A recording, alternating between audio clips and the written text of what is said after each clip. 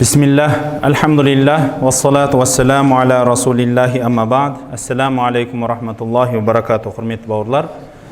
Бүгін Таха сүресін бітіреді екенбіз. Сөйтіп, иншалла, келесі сүреге қарай дайындық жасаймыз.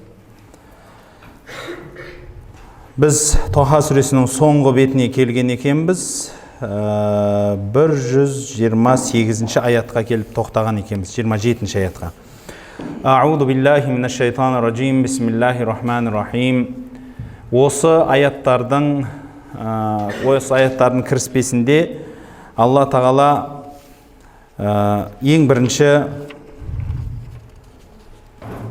Адам алейхиссаламның қыссасын бастайды. Ол жердегі қысса ол бүкіл оның туылғаны, өлгені, немесе бір қандай да бір уақиғасы емес, бәлки Адам алейхиссаламды өзі жаратып, соған сол жәннатта тұрған кезінен қалай шығып қалған туралы өте қысқа баян етеді. Сол баян етіп тұрып айтатыны осындай, мынау сенің дұшпаның деп дұшпанын да көрсетіп бергендігі айтылады. Бірақ Адам алейхиссалам сол жерде бәрібір алданып, бір қателік жасау арқылы күнәға душар болады, және сол күнәсі арқылы жәннаттан қуылады. Бірақ сол жәннаттан қуыларынан бұрын ол кісі тәубе қылады, Алла Тағала тәубесін қабыл етеді. Сол үшін ол кісі жәннаттан қуылғанымен де оның күнәсі үшін емес, бәлки сол күнә жасағаннан кейін жаза еді, әйтсе де ол кісі тәубе қылды, тәубесін Алла Тағала қабыл етті де, бәрібір Алла Тағала өзінің бұйрығын орындап берді. Көп адамдарда осы жерде бір кішкентай түсініксіздік жағдай болады. Кейбіреулер ойлайды екен, Адам алейхиссалам әлі күнге дейін күнәһар, ол кісі ертең қиямет күні жұрттың барлығы жаңағыдегі жағдайын сұрап Адам атаға келеді екен, қиямет қайымда тезірек бастасын деп. Міне сол кезде Адам алейхиссалам мен күнәһармын, мен әлі күнәмнің кешірімін сұрап болмадым дейді екен. Бұл өте қате пікір. Адам алейхиссаламның Құранда бірнеше жерде келген дәлелдері бар. Пайғамбарымыз саллаллаху алейхи вассаламнан келген бірнеше хадистер, дәлелдер бар. Бұның барлығы Адам алейхиссалам сол ісінен кейін тәубе қылғандығы және Алла Тағала оның тәубесін қабыл еткендігі жайлы бірнеше аяттарменен дәлел келтіруге болады. Сол үшін Адам алейхиссалам жер бетіне тіршілігін Алланың сынағына жету үшін, Алланың сынағын көру үшін келгендігі нұсқалады. Және осы уақиғадан кейін Алла Тағала екі бір мәселені айтады. Адам менен шайтанды екеуін жерге қуып тұрып айтатыны, сендерге менің ескертпем келеді, кім бұл ескертпеге құлақ салатын болса, ол бақытты өмір кешеді. Ақыры адам баласы бақыттыны жақсы көреді, бақытты болуды жақсы көреді. Бақыт деген не деген сұрақты өмір бақи іздеп келеді. Бұны риторикалық жағынан болсын, бұны философиялық жағынан болсын, өмірінің мәні, өмірінің бүкіл алған бағыты болсын, қандай да болса да адам баласы бақыт іздеп келе жатыр. Бақыт деген не деп қазір осы жердегі отырғандардан да сұрайтын болсақ, әркім әрқалай жауап береді. Біреу бақытты өзінің тапсырған сабағынан көреді, біреу бақытты мінген машинасынан көреді, біреу үйленген келіншегінен көреді, біреу әйтеуір бақытты мен қайдан табам десеңіз, ол мына жерде деп әркім әрқалай айтады. Бірақ салып келгенде жаңағы соның барлығы адамның сезіміне келіп түйіледі. Яғни адам баласы бір қандай да бір жағдайға тап болып, сол жағдай ол кісіге жеңілдік, сол жағдай өзіне бір жүрегіне рахат, көзіне қуаныш сыйлайтын болса, соны адам баласы бақыт дейді. Ол кішкентай болсын, ол үлкен болсын, ол уақытша болсын, ол ұзағынан болсын. Қай халде де кейбір адамдар бақыт туралы сөз айтқан кезінде бақыт деген қай уақытта білінетінін білесің ба деп сұрақ қояды. Өйткені көп адамдар өзінің бақытын бағалай алмай жатқандар да бар. Бақыт дегеніміз ол бақытсыздыққа ұшырамай тұрғандағы кезің деп түсіндіреді кейіншелік біреулер. Яғни, мысалы, бала кезіңде сондай бір қиыншылықтар көрсең де, ата-анаңның жанында, бауырларың жанында бір сондай бір тыныш заманда өмір сүрсең, бір қандай да бір жағдайдағы тыныштықта өмір сүрсең, сол саған бақыт. Ол жерде мүмкін қарның тоймады, мүмкін киерге киімің болмады, бірақ балалық шақты адам баласы бақыт деп ойлайды. Ал егер сол кезге қайтып барасың ба десе, көп адам бармас еді. Әйтсе де, бақыт деген сөзді бір ғалымдар немесе ақындар түсіндірген кезінде адам баласы бақытсызға ұшырамай тұрғандағы кезін бақыт деп айтады дейді. Ондай болса, адамның өмірінің барлығы бақыт пен бақытсыздықтан ғана тұрады деп суреттеп кететіндер де бар. Неге мен бұның бәрін қозғадым? Құран-ы Кәримде бақыттың барлығын Алланың бұйрығын орындауға алып келеді. Себебін айтайын, осы мәселеге өте қысқа, бірақ барынша маңыздығы тоқталып кеткім келеді. Бақыт дегеніміз жоғарыдағы нәрсенің бәрін жинағанда адамның бір көңіл күйі. Бір қандай да бір көңіл күй. Оны мына орыс тілінде блаженство дейді. Мына үндістандар оны не дейтін еді? Бір қандай да бір әдемі терминмен айтады. Қаперімнен шығып кетіп отыр. Міне осындай бір жағдайда адам болған кезінде сол бақытты сезінеді. Ал сол жағдайлар адамға қандай жағдайларменен келеді десе, солардың біріншісі адам өз-өзіне сенімді болса, және сол сенімділік оған жеңілдік, және сол сенімдік оған бір жүрегіне бір тыныштық сыйлайтын болғандығы үшін адам соны бақытты дейді. Мысалы, алдыңызға бір мақсат қойсаңыз, сол мақсатқа жетсеңіз, сіз бақыттысыз. Мысалы, спортта біреуді жеңіп қойдыңыз, бірінші орын алдыңыз, сіз бақыттысыз. Чемпион болдыңыз, сіз бақыттысыз. Құран жаттап жатсыз, Құранның бәрін көтеріп жұрттан бата алдыңыз, сіз бақыттысыз. Бір құрылыс қылып жатып, сол құрылысыңыз бітті, сіз бақыттысыз. Сол бір сәттің барлығын бақыт дей берсек, шын бақыт қайда деген сұраққа келеміз. Өйткені әрбір жетістік өзіне тән бақыт. Әрбір жетістік өмірдегі, ол кішкентай жетістік болсын, ол дүнияви болсын, рухани болсын. Бірақ барлық жетістік бақыт болатын болса, Алла тағала айтады, шын жетістік ол жәннатқа бару дейді. Өйткені мәңгі бақи боласыз. Шын нағыз жетістік. Және нағыз түгемейтін, таусылмайтын бақыт деген сол бақыт. Оның жанында қалған бақыттың бәрін тігуге болатын бақыт. Иә, майда-майда бақыттарды үлкен бақытқа жету үшін тігуге болады. Мысалы, кішкентай жетістіктерді адам құрбандыққа шалады. Неге? Үлкен жетістікке жету үшін. Мысалы айтайық, адам өзінің бос уақытын береді. Адам өзінің нервін, денсаулығын, өзінің мал байлығын, тапқан мал дүниесін барлығын береді. Бір қандай да жетістікке жету үшін, осы дүниеде. Мысалы, бір бастық болғысы келетін шығар. Жоқ, бір жетістік, бір үй салып жатыр. Жоқ, бір баласының бір жетістігін көргісі келіп жатыр. Сол үшін адам керек па ақша төлейді. Керек па уақытын береді. Керек па денсаулығын береді. Сондағысы, мысалы, бір баласы бір жетістікке жетеді, бір бастық болады бір жерге, немесе Құран жаттап қари болады, немесе бір ғалым болады, чемпион болады, соған ұрынады. Бұның барлығы майда бақытты, үлкен өзіне жететіндей сол үлкен бақытқа құрбандық жасау болды. Ал бірақ ойлаңызшы, сол жетістікке жеткеннен кейін ол адам сол күй тұра ма? Тұрмайды. Ол одан кейін тағы да іздей бастайды. Ал бірақ жәннаттан кейін тағы жәннатты адам іздемейді. Сол үшін ең жоғарғы бақыт жәннат дейтініміз содан. Өйткені іздегенің алдыңнан өзі иіліп келетін, адам баласының көңіліне кірмейтін, ойына кірмейтін, көзі көріп құлағы естімеген бүкіл рахаттың барлығын жинаған жер бұл жәннат. Сол үшін біздің дінімізде, ислам дінінде адам баласы мына дүниеде тоймайды дейді. Пайғамбарымыз саллаллаху алейхи ва саллям бір адам шақырып айтады.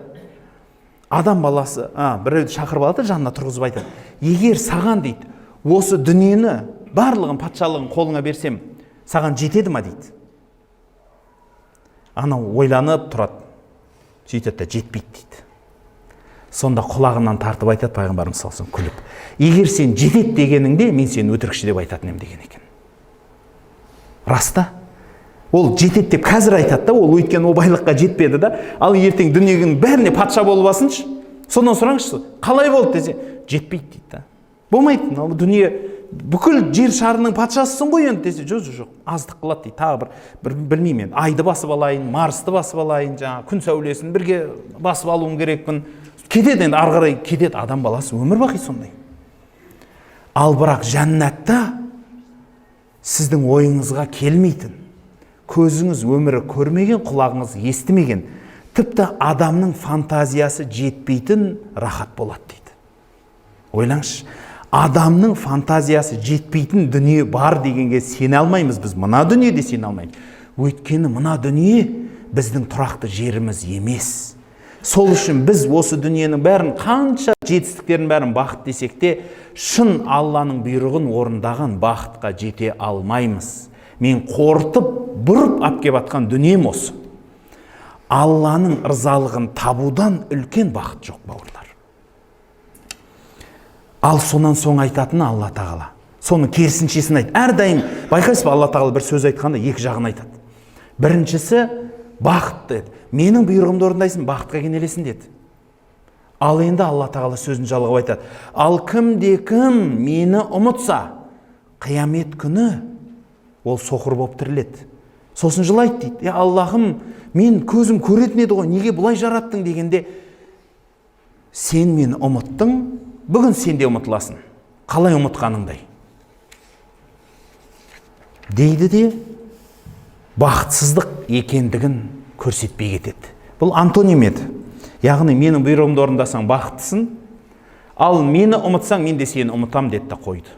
Ар жағын айтпады да, байқадыңыз ба? Өйткені білесіз ба, егер бақыт тек Алланың жанында болса, мәңгі бақыт. Алла сізді ұмытса, не болды онда? Сол үшін халқымыз айтады. Ғалымдарда сол үшін сөз қалады.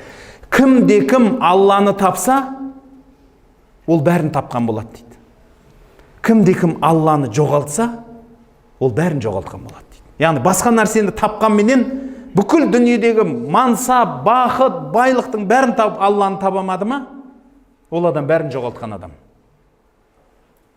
Ал кім мансап, байлық, бақ, берекеттің бәрінен айырылса да Алланы тапты ма, ол адам еш нәрсесін жоғалтқан жоқ. Ол адам еш нәрсесін жоғалтқан жоқ. Мынау біздің өлкемізде Манап Көкенов деген үлкен айтыскер ақын өтті. Манап ауыл деген ауыл бар, Жаңақорған өлкесінде. Сол жерде осындай сөз бар. Сол кісі дүниеден өтейін деп төсек тартып жатқанда алдына адамдар барып, жағдайын сұрап жүрген кезінде бір кісі кеп сұрайды. Мәке дейді, шіркін-ай, дәуренді сүрдің ғой дейді. Құрдастарының бірі ғой, дәуренді сүрдің ғой. Қайда болса да жұрт сені мәке деп төріне отырғызды. Өзінің бала-шағасы өз-өзіне қимаған тамағын саған берді. Бүкіл атақ мансапты әйтеуір біздің осы өңірдегі үлкендердің барлығын сен жүрдің. Бүкіл қазақтың жеріне республика түгіл СССР-ға танымал адам болдың. Енді арманың жоқ шығар дегенде, бүкіл арманды мұнда қойшы, басым сәждеге тигеннен артық бақыт жоқ екенін біліп, өкініп баратырым деген екен. Басымның сәждеге тигенін аңсап бара жатырым деген. Осыны біздің Жаңақорған өлкесінде сөйтіп айтып жатады халық. Көзін көрген кісілер айтып жатады. Расында да бұл дүниенің атақ мансабын, байлығын, бүкіл бәрін жетіп, бірақ Алланы таппасаңыз, онда сіз бәрінен айырылған адамсыз. Және керісінше, егер сіз осы дүниеде бәрінен айырылдыңыз, мал дүние, бала-шаға, денсаулық, байлық, атақ, достар бәрінен айырылып, бірақ Алланы жоғалтпадыңыз ба, онда сіз еш нәрсе жоғалтқан жоқсыз. Оған Айюб алейхиссаламның қыссасы сізбен бізге сабақ болады. Оған ұқсайтын басқа не деген пайғамбарлардың Юнус алейхиссаламның қыссасы бар. Бір өзі балықтың ішінде қалып кеткен. Бәрін жоғалтып. Тіпті балық оны түкіріп тастаған кезінде жүруге шамасы келмейтін, қол аяғын игере алмағаны сонша.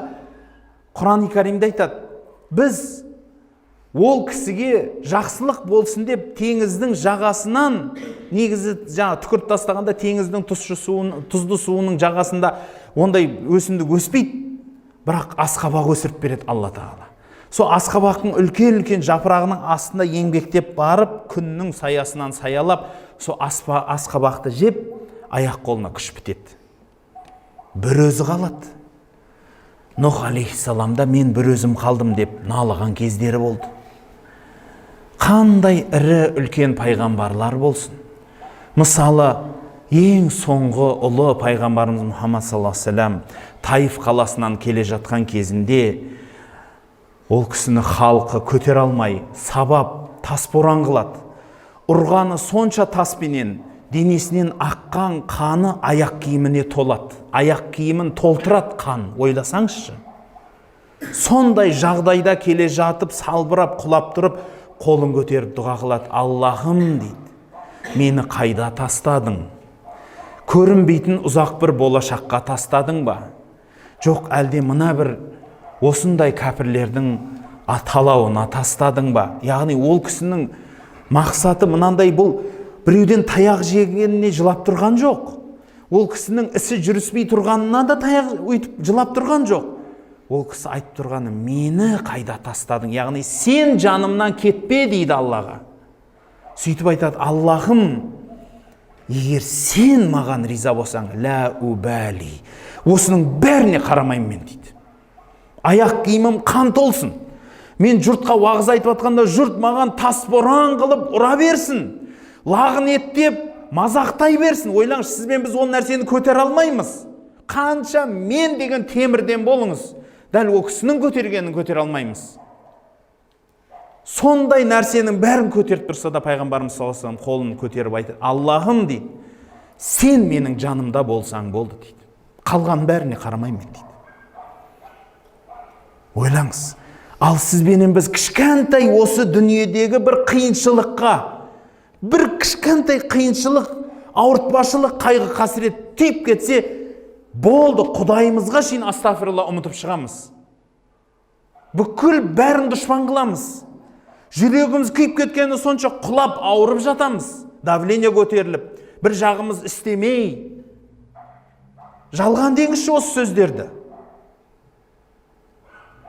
Пайғамбарымыз саллаллаху алейхи ва саллям сияқты басқа пайғамбарлардың барлығының сайып келген нәрсесі осы жоғарыда айтқан екі мысалда.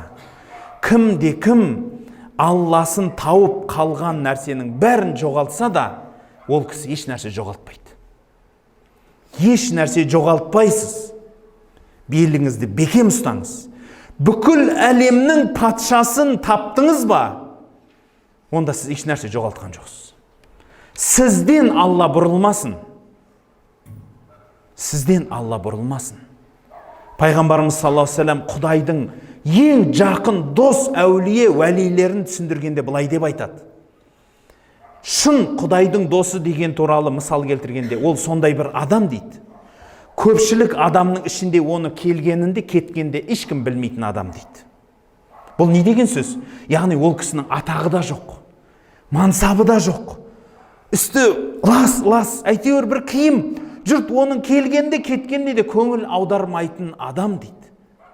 Сондай уәлидің белгісі сол дейді. Құдайдың шын досының белгісі сол дейді.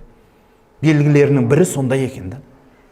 Сонда Алланы тапқан адам кейде сондай бір дәрежеге барады екен, дүниеге де қызықпайды. Атақ мансапқа да қызықпайды. Еш нәрсеге қызықпай, Ләйлі мен Мәжнүн сияқты жүреді. Сол үшін Ләйлі және Мәжнүн деген қыссаның түбі де осы.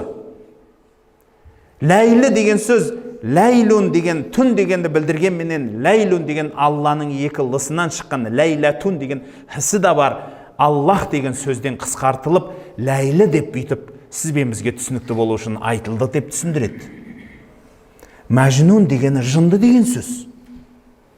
Сол үшін кейде сопылық мектептерінде ең бірінші Құдайды тапқан адамды Мәжнүн дейді. Құдайды тапқан адамды Мәжнүн дейді. Ойласаңызшы, неге? Өйткен Алланы тапқаннан кейін ол тура жынды адам сияқты басқаны көрмей қалады екен. Оның сөзін ешкім түсінбейді. Ол ешкіммен шаруасы болмай қалады. Жұрт оған дүниені айтып тұрса, мына жерде пәлен ақша бар екен, мындай екен, жүрсейші десе, ол мәң болып қарап отыра береді. Қызық емес оған. Ол біреу бір нәрсені мақтап, мына жерде мынандай нәрсе десе, қызық емес. Ол Алланы тапқан, сол басқа дүниеге өтіп кеткен адам. Әлбетте ондайлар аз. Ондайлар ілуде бір, мыңнан бір, жүзден бір, миллионнан бір болады. Ондай адамдарды сол үшін құтып деп те айтады. Өмір бақи қияметке шейін жер бетінде сондай бір ізгі адамдар болады дейді. Кейбіреулер. Солардың шарапатынан жер тұрады, дүние тұрады дейді. Солардың дұғасынан көпшіліктің дұғасы қабыл болып жүреді дейді. Халық сол үшін айтады, мыңның бірі уәли дейтін. Анау сол үшін жамағат келген кезінде жұрттан, жамағаттан дұға сұрайтын содан. Өйткені менің дұғам қандай екенін Құдай біледі. Мына кісі қайдам, мына кісі қайдам, мына кісі қайдам. Кім біледі, бірақ арамызда әйтеуір біреуінің дұғасы қабыл шығар. Соның себебінен барлығымыздың дұғамыз қабыл болар. Өйткені сахих хадистерде қанша рет келген, бір адамның шарапатымен бүкіл елді азаптап, бір адамның шарапатымен Алла тағала бүкіл елді шапағатына бөлеп кешіргендігі дәлелдер. Қаншама дәлел бар. Сол үшін Алла тағала сөзін жалғап айтады. Афалам яхди лахум кам ахлакна qablahum минал qurun ямшуна фи масакинихим. Инна фи залика ла аятин лиулин нуха. Сендер афалам яхди лакум кам ахлакна qablahum минал qurun ямшуна фи масакинихим. Сендер олардың үстінде жүріп жүрген, бірақ түбінде кезінде біздің азабымыздан жоқ болып кеткен елдер мынау адасқан адамдарды тура жолға салмайды ма екен дейді. Яғни бұл деген сөз Құранда ғана бір аятқа дұрыс келеді. Алла тағала Құран-ы Кәримде бір жерінде айтады: "Уа халайық, жер бетін аралаңдар, жүріңдер, көріңдер." Нені көріңдер дейді? Алланың бар екендігін, бір екендігін, оның құдіретін сезіңдер дейді. Тауға қара, тасқа қарамайсың ба? Құранда аят бар емес па, я? Түйеге қарамайсыңдар ма деп айтатын. Тауға қарамайсыңдар ма деп айтатын. Аспанға көзіңді қанша салсаң да айып көрдің ба деген аяттар бар ғой. Бұның барлығын нені білдіреді деп айтады? Соның барын айтқанда не деп айтады Алла тағала? Бұның барлығы Алланың бар бір құдіретті екендігін білдіретін аяттар дейді, белгілер дейді. Аят деген сөздің мағынасы белгі. Бұның барлығы белгілер. Сол үшін аралап көрмейсіңдер ме? Соның бәрі сені тура жолға салады дейді. Көкірегің ояу болса, ойлау қабілетің әлі бар болса, сен Алланы бәр жерде көре аласың. Мынау аят соны білдіреді. Үстінде өмір сүріп жүрсіңдер соның. Сіз өзіңіз ойлаңызшы, сіздің табаныңыздың астында қанша адам өліп жатыр? Рас па? Қиямет қайым болғанда дейді, аттың тағасындай жерден 10.000 адамдап тіріледі дейді. Аттың тағасындай жерден. Өйткені мына өзіңіз отырған жердің үстінде қанша шапқыншылық болды, қанша соғыстар болды, ашаршылық болды. Қанша мола жатыр астыңызда, Құдай біледі. Қанша адамның сүйегі жатыр. Соның барлығы сізге, бізге ғибрат болмайды ма екен? Көріп, біліп жүрміз ғой. Инна фи залика, бұның барлығы ла аятин лиулин нуха. Ақыл сана егелеріне бұның барлығы белгілер дейді. وَلَوْلَا كَلِمَةٌ سَبَقَتْ مِنْ رَبِّكَ لَكَانَ لِزَامًا وَأَجَلٌ مُسَمًّى. Егер сенің Раббыңның таманынан болған бір сөз болмағанда, бұлардың үстіне азап бірден келетін еді дейді. Яғни пайғамбарымыз саллаллаху алейхи ва салламнан сұрайды екен: "Ей Мұхаммед, сен айтып атқан Құдайың бар болса, бізге түсіре салсыншы сол азабын" дейді екен, астағфиралла. Ал ұра салсыншы төбемізден деп. Соны айтқаны ғой. Алла тағала оларға уақыт берді. Әркімнің ажалын белгілеп қойды. Әркімнің ажалын. Біреуге 50 жыл, біреу 60 жыл, біреу 100 жасайды.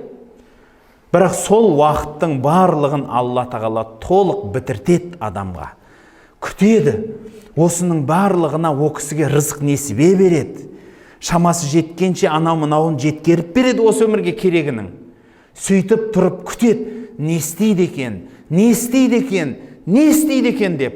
Ал егер сонда да адам адасып, бақырайған көзіне күніге көрініп тұрған Алланың белгілерін көрмей көрсоқыр болса, ертең арғы дүниеде тұрып, Аллахым, менің көзім көретін еді ғой, мені неге соқыр еттің деп жылағаннан не пайда? Сол үшін Құранда айтады: көретін көз емес соқыр болатын. Бәлки не соқыр болады дейді? Бәлки көкіректегі жүрек соқыр болады адамның деп Құранның аяты белгілейді. Сондықтан халайық ақыл сананы өз орнына жұмсай біліңіз. Ақыл сана адам тек қана ақша табу үшін берген емес, біреуді алдап, біреуге пара беріп, бір күнә жасау үшін берген емес. Ақыл сана Алланы бірінші орында тауып, өмір бақи содан айрылмауға берілген дүние. Ақыл деген сөздің мағынасын білесіз ба? Бұл арабтың сөзі. Ақыл деген сөз байлам деген сөз. Ақыл деген сөз байлам. Яғни сіздің ойыңыз шар тарапқа шашырап тұрса, бір түйінге келесіз ғой, мынау былай ғой десеңіз, байлам болады сол, Міне сол ақыл деген сөз. Яғни ойдың бәрі шашырап тұрып, ақыр бір жерге жиналып, былай екен ғой десе, міне соны ақыл деп айтады. Фасбир аля ма яқулуна ва саббих бихамди раббика қабла тулу'i шамси ва қабла ғурубиха ва мин ана'ил лайли фасаббих ва атрафан нахари ла'аллака тарда. Алла тағала айтады. Олардың айтып жатқанның барлығына сабыр ет. Раббыңа мақтау айт. Таңнан бұрын және күн батудан бұрын. Және кештің және күндіздің атыраптарында, екі жақтарында да тәсбih айт, мақта Алланы. Ла'аллака тарда. Бәлки осыны істесең сен риза боларсың дейді. Қараңызшы. Жоғарыда айтқандай, ақыр сіз өмірде ризалық іздеп жүрсіз ба? Яғни бақыт болған, бақытын тапқан адам қуанышта болады, дұрыс па? Бір қандай да бір қуанышқа жетеді. Көңілінде, жүрегінде бір жеңілдік, ырзашылық табады. Ал егер жүрегінде ырзашылық іздесең, Алла тағала айтады. Саған басыңа түскен нәрсеге сабыр ет дейді. Болмас, ол сабырлықпен біте ма? Жоқ. Сабырлықтың жанында екінші істеуіміз керек болған дүние тұр. Ол таңғы кешкі зікірлер. Соны 4 түрлі қылып айтып берді. Күн батпай тұрып және күн шықпай тұрып деді. Немесе күн мен түннің екі тарапы деп айтып кетті. Осы уақыттарда негізі намаз оқуға болмайды. Күн енді батып атқанда, күн енді шығып атқанда намаз оқылмайды. Бірақ бұл уақыттар зікір уақыттары. Осы уақыттарда таңғы зікір, кешкі зікір деген дүние бар. Бұл пайғамбарымыз саллаллаху алейхи ва салламның хадистерінде таңғы зікірлер, кешкі зікірлер деген бөлімдер бар. Мысалы, Имам Науауидің Әл-Азкар кітабында бар, Сахи Бұхарилерде бар, басқа ғалымдарымыз, өте көп хадисшіл ғалымдарымыз бұл туралы таңғы, кешкі зікірлер туралы өте көп жинақтар бар. Оның түпкі нәрсесі не екен? Сіз ризалық табарсыз бәлки деген сөз. Ризалық табарсыз. Яғни егер бақытыңызды тапқыңыз келсе, басыңызға түскенге сабыр етіңіз. Және екінші не нәрсе? Таңғы кешкі зікірді ұмытпаңыз. Осы екеуін ұстансаңыз, сіз риза боласыз осы өмірде. Бақытыңызды табасыз. Сол үшін қазіргі кезде психологиялық бизнес тренингтерде медитация жаса дейді. Неге десеңіз айтады. Өйткені адам бақытқа жету үшін бір мақсат қою керек, және сол мақсатқа жетіп отыру керек. Сол мақсатқа жетіп отырса, адам бақытқа кенеледі дейді. Бірақ сол мақсаттан ауытқымас үшін, ойын әр нәрселер шалғытпас үшін, және шаршап қалмас үшін, адам рухын жинап тұру керек. Рухын жинайтын дүние бұл медитация дейді. Сөйтеді де, бір шығыстың, батыстың бір ойдан тапқан, қырдан тапқан бір дүниелерін тауып алып келеді. Оны өз ойлап табады кейбіреулер. Отырып алып, үйт таңертең тұрып алып, ағаш қақ, үйт жүгір. Енді көп қой енді, бір арнайы бір жаттығулар жаса дейді. Сол жаттығулар жаса, бір музыка қойып қой дейді. Соны есті дейді, ол музыканы өз ойлап тауып жазады тағы. Оның барлығы не десеңіз, сенің ойыңды жинақтап, рухыңа күш береді. Содан кейін сен қайтадан мақсатқа қарай қимылдайсың дейді. Мұсылман үшінші бұндай ойлап табудың ешқандай қажеті жоқ. Бұл бәрі әшейін бекер сөз ғой. Мұсылман адам үшін оның барлығының бір тиынға да қажеті жоқ. 5 уақыт намазыңыз бар. 5 уақыттың жанында сүннет намаздар бар. Оның бөлек нәпіл намаздар бар. бір күнде адам баласы 30-дың үстінде нәпіл намаз оқуына болады. 30 түрлі нәпіл намаз оқуына болады бір күннің ішінде. Одан бөлек таңғы кешкі зікір. Құранда не деп айтады Алла тағала? Фасаббих бисми раббикал. Мына жерде қайтайық. Қабла тулуи шамс қала ва мин анаил лайли фасаббиху ва атрафан нахар. Яғни Құран-ы Кәрімде басқа аяттарда да Алла тағала таңнан кешке шейін зікір ет деген сөздері бар. Таңнан кешке шейін тоқтамай зікір ете бер деген аяттар да бар. Пайғамбарымыз саллаллаху алейхи ва саллям хадистері бар. Тілің сулы болып тұрған сияқты зікірден құрғап қалмасын дейді. Яғни тілің ешқашан зікірден құрғамасын. Бекер тұрып қалдыңыз ба?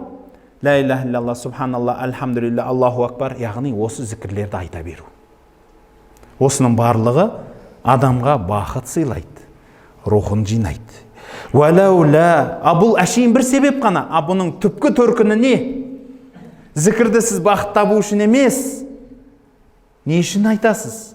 Аллаға жақын болу үшін. Дәлел айтайын ба? Пайғамбарымыз саллаллаху алейхи ва саллямда хадис бар. Алла тағала хадис құдсида былай дейді: мен өзімнің пендеме парыз қылған амалдан артық істі сүймедім дейді. Яғни Алланың ең сүйетіні парыз амалдар екен. Сонан соң менің пендем нәпіл амалдар арқылы маған жақындай береді дейді. Ол жақындағаны сонша мен оның ұстайтын қолы болам, жүретін аяғы болам. Не тілесе бәрін берем дейді. Біздің қарапайым тілде бұл кім? Әулие. Дұрыс па? Тілеген бәрін қолын жайса болды, дұға қабыл болды. Қолы да, аяғы да Алла тағала мен болам деп тұр. Яғни мен қорғаймын сол жерде. Бүкіл қамқорлығымда болады деген Алланың. Ойласаңшы. Ол дүниеге не нәрсеге жетті? Қалай жетеді? Біріншісі Алланың парызын орындау, екіншісі нәпілдер арқылы жақындау. Яғни жоғарыда айтқандай түрлі намаздар, түрлі зікірлерді айта беру арқылы адам Алла тағалаға соншалықты жақын болады. Құран-ы Кәрим, пайғамбарымыз саллаллаху алейхи ва саллям сол хадисінде айтады: "Ман адали валиян фақат азантуху бил харб" дейді. Кім менің досыма дұшпандық жасаса, мен оған соғыс ашам дейді.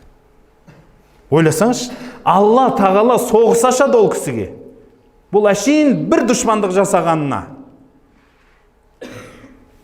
Ол оңай тірлік емес қой. وَلَا تَمُدَّنَّ عَيْنَيْكَ إِلَى مَا مَتَّعْنَا بِهِ أَزْوَاجًا مِّنْهُمْ زَهْرَةَ الْحَيَاةِ الدُّنْيَا لِنَفْتِنَهُمْ فِيهِ. Пайғамбарымыз саллаллаху алейхи ва саллям айтады: ей Мұхаммад саллаллаху алейхи ва саллям, біз оларға мына дүниенің сұлулығы деп әйел, мал дүниелерден үйіп берген нәрсеге көзіңді жаутаңдатып қарама. وَرِزْقُ رَبِّكَ خَيْرُ وَأَبْقَى. Алланың рызқы одан да қайырлырақ және мәңгілік болады. وَأْمُرْ أَهْلَكَ بِالصَّلَاةِ وَاسْتَبِرْ عَلَيْهَا. Жанұяңа намазды бұйрық ет және соның үстінде сабырлы бол. لَا نَسْأَلُكَ رِزْقًا نَحْنُ نَرْزُقُكَ. Біз сенен рызық несібе сұрамаймыз, біз саған рызық береміз. وَالْعَاقِبَةُ لِلتَّقْوَى.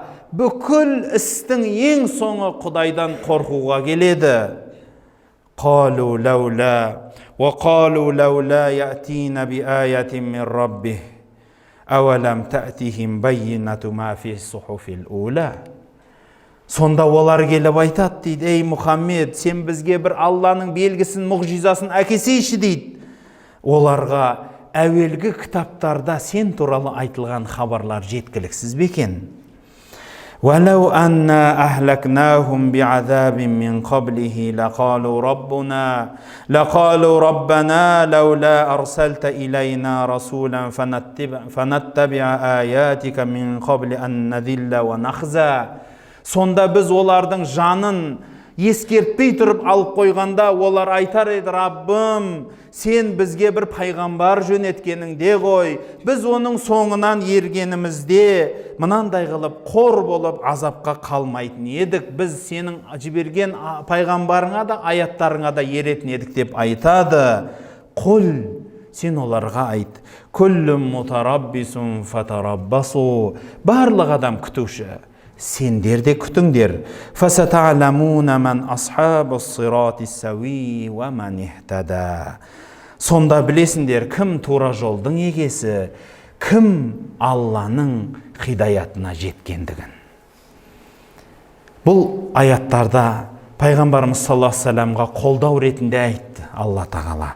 Ей Мұхаммед саллаллаху алейхи вассалам, сен ойлама, Құдайдан безген адамдар мал дүниеге батып батыр, атақ мансапқа батып батыр, ана жерден ұрлап батыр, мына жерден жырлап батыр, қалтасына тығып батыр, мықты болып батыр. Бізше деп олардың тапқан нәрсесіне көзіңді жаутаңдатпа. Алланың құзырындағы нәрсе одан да қайырлы, одан да мәңгілік дейді. Ал аятты кеңірек алса, қанағат деген дүние туралы айтып жатыр. Құдайдың бергені саған абзалырақ дейді. Халықта әдемі мақал бар осы аятты ашатын. Адам берсе не істейді? Көзіңді шығарады дейді. Құдай берсе ше, бүйіріңді шығарады дейді. Қарныңды шығарады дейді да. Бұл деген сөз адамның бергені жұқпайды сізге. Алланың бергені сізге жұғады деген сөз. Адамның басқалардың мал дүниесіне жаутаңдап қарама дейді. Пайғамбарымыз саллаллаху алейхи вассалам осы дүние мен ақыреттің істерін де керемет қылып түсіндірген бір хадисінде айтады. Мына дүниенің істерінде үлгі алам десең, өзіңнен төменге қара дейді. Яғни дүние бойынша, ақша табу бойынша сен өзіңнен төменге қара дейді. Өзіңнен жоғарыға емес, өзіңнен төменге қара дейді. Шүкіршілік үйренесің да. Ал ақырет істерінде өзіңнен жоғарыға қара дейді. Ол да шүкіршілік үйретеді сізге. Керісінше істейді біздікілер. Білесіз ба? Біздің халық оны керісінше істейді. Дүние, мал дүние іздейтін болса, жоғары қарайды. О, пәленшелер бай болып жүр. Астында мінгені машина, 4 этажды коттеджі бар. О, шіркінай, анау екен, мынау екен, ішіп жеп атыр, тойды өткенде ақша шашты вертолетпенен. Үйтті да бүйтті, бала шағасын пәлен жерге дем алдырып атыр, өзі түген жерге барып кеп атыр, пәлен заводы бар, түген банкісі бар, анаусысы бар. Бүкіл дүниесін санап бітеді соны ше. Ал сол сізге не алып келеді? Жүрегіңізге ыза менен кек, өкініш, дүниеге, қара дүниеге қызығудан басқа сізге еш нәрсе сыйламайды. Бәлки өзіңізден төмен адамға қара дегені, сіз істей алмай жатқан нәрсені істеушілерге қараңыз. Сізде жалқаулық бар ма? Жалқаулығы жоқ адамға қараңыз. Білім жоқ па? Білімі бар адамға қараңыз. Жомарт емессіз ба? Сараңсыз ба? Жомарт адамға, ашық адамға қараңыз. Жақсылыққа қарай қараңыз. Өзіңізден төмен деген сол мағынаны береді. Яғни сіз жете алмай жатқан дүниелерге шүкіршілік әперетін жаққа қараңыз. Халайғау, сіздің жете алмай жатқан жеріңізге біреулер армандап жүр ғой, білесіз ба? Ол туралы қанша роликтер тұр ғой интернетте. Қараңызшы, біреу жаяу жүріп келе жатып велосипедке қызығады. Ол велосипедтегі машинаға қызығады. Машинадағы одан қымбат самолетке қызығар. Бірақ қандай да болсаң да екі аяғыңда өзің тұрып, өзің дәретіңді өзің апарып тастап, өз тамағың өзің ішкеннен аса байлық бар ма екен? Адам өзінің бос уақытын, денінің саулығын, малының байлығын, ағайын туысының тыныштығын кейде бағаламай қалады. Сол үшін өзіңнен төменге қара дейтіні содан. Кейде біз, ана пәлен миллион, түген миллион деп жоғары қараймыз. Әй, сен төменге қарашы, сенің тапқан дүниеңді табамай жүрген қаншадан бар. Жалаң аяқ бір күн түнін қалай өткізем деп картон қағазда оралып жатқан қаншадан бар. Ашаршылықтан неше түндер түнеп жатқан құр сумен күн көріп жатқан қаншадан бар. Тіпті сіз сияқты қолы бар адам қаншау. Кейбіреулер сол қолға жете алмай жүр. Аяғына, көзіне, құлағына жете алмай жүр. Құдай-ау, маған ана пәленше сияқты екі көз емес, бір көз берші деген адам қаншау. Бірақ көз жетеді маған, бірақ көз. Сұлулық та бермей-ақ қой. Еш нәрсе бір көз берші деген қанша адам бар? Бір қол берші деген, бір аяғымды берші, сүйретіліп болса да өзімді тартайыншы дейтін қанша адам бар? Ал ақыреттік іске келгенде өзіңізден абзалға, мықтыға қараңыз. Қанша адам бар? Өзінің жағдайы нашар болса да садақа беріп жүрген, жүрегінде кең жомарт адамдар қанша? Қанша адам бар? Уақыты қысылып, дүниесі таршылық болса да сабақ оқып, Құран оқып, білім ізденіп жүрген. Денсаулығы нашар болса да Алланың жолынан таймай, намазынан қайтпай намаз оқыған қанша адам бар? Қиналса да, қысылса да өзгеге жәрдемші болып, қайтсем Алланың ырзалығын табам, қайтсем Алла маған ырза болады деп Құдайдың сауабын іздеген қанша жандарды көрмейсіз бе? Соның барлығы сіз бен бізге сабақ болуға арзымайды ма екен? Нағыз байлық осы жерде емес па? Сол үшін халқымызда сондай сөз бар. Ибрахим Адхам деген бір кісі туралы айтылады. Бұл болған уақиға ма, болмаған уақиға ма? Бірақ ғибратты қараңыз. Сол жерде айтылатын Ибрахим Адхам патшалығын тастап кетіп қалыпты. Сонда орнына патша болған адам келіп, анандай мықты патшалықты көріп, таң қал, бұл неге тастап кетті екен деп түк табамайды. Дұшпаны да жоқ, басқасы да, барлығы жақсы, бәрін неге тастап кетті деп іздеп табыңдаршы дегеннен кейін, сіздің патшалығыңыздың бір бұрышында үстіне бір жаман жыртық киім киіп, соны жамап отыр судың жағасында дегесін іздеп тауып артынан барады патша. Сөйтіп барып қараса, шынымен бір өзеннің жағасында жыртығын жамап отыр екен. Содан сұрайды екен: "Әй, құрметтім, мына не деген үлкен керемет байлық патшалықты тастап кеттің?" дегенде, "Осы ма патшалық?" депті. Қолындағы инесін үзіпті да суға лақтырып жіберіп, "Ал, мықты патша болсаң, тауып берші осын" депті. Қандай патша ол? Ағып атқан судан ине тауып бермесе. Не патшалық ол? Қандай байлық ол? Сөйтсе, күліпті: "Ой, ол мен одан гөрі басқа ине сатып әперейін" десе, "Жоқ" депті. "Беріңдерші" десе, балық аузында сол инені тістеп алып шыққан дейді судан. Ал болған уақиға естігіңіз келсе, баяғыда Аббасидтер дәуірінде бір халиф, Харун Рашид болу керек па, Хасан аль-Басридің заманында бір қалаға кіріп келеді, Басра ма, Куфа ма, үлкен қалаға кіріп келіп, сол жерге кірсе, халықтың бәрі жанына жиналған, патша келді деп барлық аузына қараумен болып тұрған кезінде, бір адам тұрып: "Ей, халайық, Хасан келді мына жақта" деген кезінде тұрған халықтың барлығы тұрып, патшаны тастап ары қарай кеткен екен. Сонда баласы тұрып: "Әкетай-ау, мынаның бәрі қайда баратыр?" дегенде, "Нағыз патшалыққа бара жатыр" депті. Нағыз патшалыққа баратыр. Шыныменен білім десе білімі бар, тақуалық десе тақуалығы бар, елге жақсылығын аямай, халқына шамшырақ болған адам келгенде, басқа кімге барады халық, айтыңызшы? Соған бармай. Жұрттың бәрі ана патшаны тастап Хасан аль-Басридің алдына барған дейді. Сол кісіні көрейік, сол кісінің шарапатынан бір үзіліп қалайық деп. Халайық, дүниенің түбіне жеткен ешкім жоқ. Ол дүниеге жету бұл жетістікте емес, алға қойған үлкен бір асыл мақсатқа да арзымайды. Бұның барлығы өткінші нәрсе. Сол үшін пайғамбарымызға оларға қарама деді.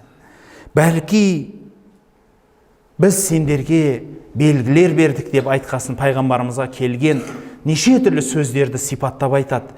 Саған сенбей жатыр, бірақ мен сен туралы Инжилде де, Тауратта да, басқа кітаптарды да айтып қойдық. Одан бөлек олар айтатын шығар: "Ертең өкінет, сен бізге бірден бүйтіп азап түсірмей бізге пайғамбар жібергеніңде біз соған ерер едік" деп айтады. Сол өкінбес үшін біз сені жіберіп тұрмыз дәлел ретінде дейді. Сол үшін сен оларға айт: "Сен пайғамбар емессің, саған сенбейміз" деген адамдарға айт: "Күтіңдер, күте түсіңдер. Ертең кім тура жолда екендігі кім Алланың ырзалығын табушы екендігін көреміз дейді. Субханак Аллахума бихамдик, ашхаду ан ла илаха илля анта астағфирука ва атубу илейк. Я Раббым Алла, барлық біліп білмеген үлкенде кішіде күнәларымыз кешіргейсін. Дерт сырқат науқастарымызға шипа бергейсін. Дүниеден өткен мұсылмандарды жарылқа қайсын. Елімізге тыныштық бер, жұртымызға амандық бер. Я Раббым Алла, исламға қуат бер, мұсылмандарға бірлік бер. Я Аллахым, кім мұсылмандарға, елімізге қандай да бір дұшпандық етсе, өз дұшпандығын өз басына салғайсын. Және одан бізді аман есен алып қалғайсын.